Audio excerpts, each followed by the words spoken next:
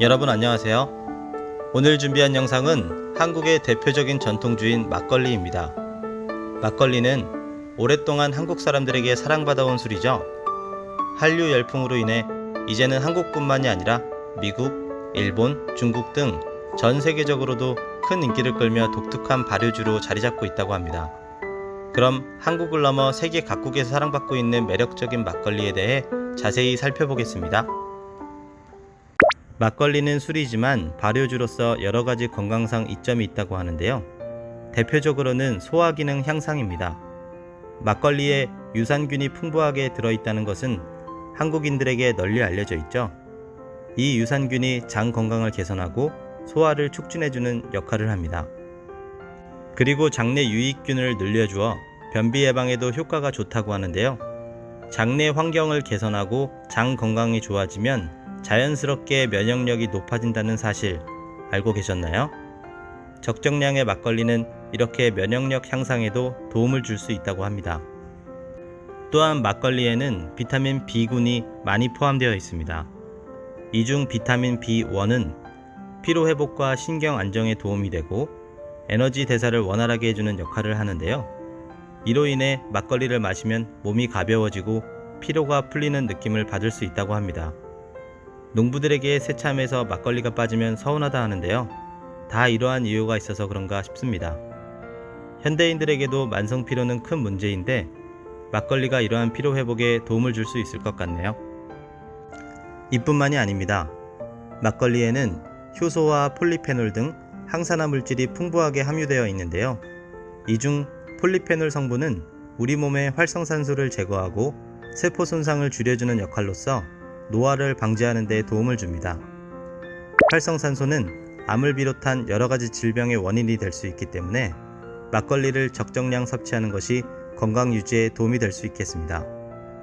하지만 암 예방 효과를 기대하려면 과음을 멀리하고 적정량만 섭취해야 합니다. 과음은 어떠한 술이든지 오히려 건강에 해롭고 암 발생 위험을 증가시킬 수 있으니까요. 따라서 암 예방 효과를 위해서는 주 2회 하루 1잔 정도의 소량 섭취를 해야 한다는 점 꼭 기억해 주세요. 막걸리에는 크게 생막걸리와 일반 막걸리로 나뉩니다. 이 두 종류의 막걸리에는 어떤 차이가 있을까요? 생막걸리는 발효가 계속 진행 중인 상태의 막걸리입니다. 미생물이 살아있어 발효가 지속되며 자연 발생한 탄산으로 인해 상큼하고 톡 쏘는 맛이 특징입니다.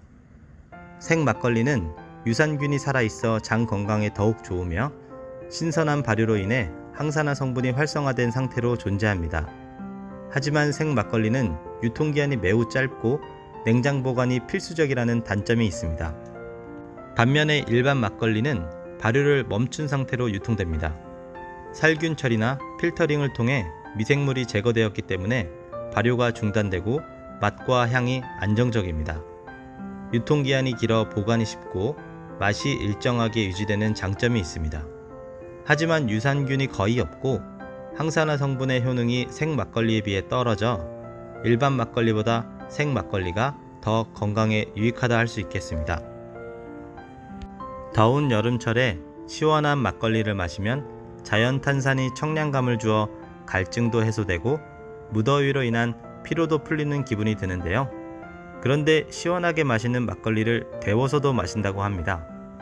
따뜻한 막걸리가 초기 감기에 효과적이기 때문인데요. 단 10분 이상 끓여 알코올 성분이 날아간 상태에서 따뜻하게 마셔야 효과가 있겠습니다.